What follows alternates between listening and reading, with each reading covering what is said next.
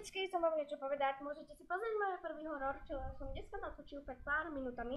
Áno, pred 2-5, mama. Ahoj. Není ťa vidieť, neboj sa. Je tu vankúš. Mama, papa, risotto. Tak nie risotto, zapekané cestoviny, ča. Je na gauči. A homrvinky sú všade. A nie, no. A pozrite si ho, keď sa vám video to páčilo, môj horor, dajte like alebo dislike a keby veľmi, choďte na odber. Keď chcete podporiť ďalšie, tak aspoň jeden odberateľ, prosím, nie zobrazenie, ale odberateľ. Dobre?